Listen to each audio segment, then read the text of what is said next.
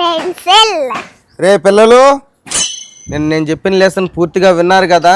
ఇప్పుడు నేను అడిగిన ప్రశ్నలకు సమాధానం చెప్పకపోవాలి, ఒక్కొక్కరికి ఉంటుంది.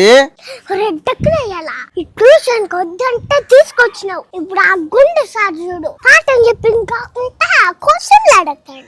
మే ఆ సార్ నిన్నే చూస్తాడు, గుమ్మ మే. ఒరే చూడండి గానీరా, నన్నేమన్నా అన్నాడు అనుకో గుండు పత్తక్కమంటది. రేయ్ ఏంద్రాడు గుసగుసలా? అడిగిన దానికి సమాధానం చెప్పండి. సరే నేను గుసగుసలాడినావా? నేను సమాధానం చెప్పేదానికే నువ్వు ఇంకా క్వశ్చన్ అడుక్కోలేదే. అడుక్కోలేదా? మై లేచి వచ్చంటే దెబ్బలు పడతా నీకు. ఏందా మాటలా? ఇప్పుడు ఆ గుండు సార్ కొడతాడంటే. నేనేం అనలేదులే, నేనేం అనలే, నేనేం కొట్టనులే, గుమ్మనుండు.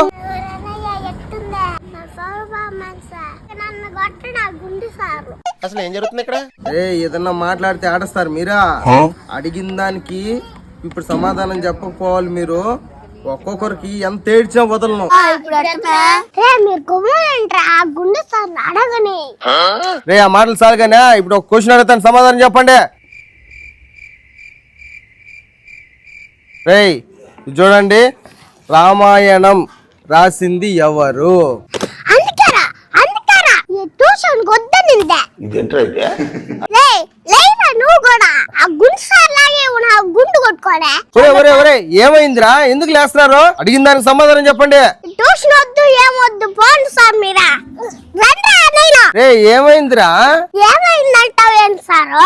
ఇప్పుడే నువ్వు పలుకులో రామాయణాన్ని రాసినావు, మళ్ళీ ఎవరు రాసినావే?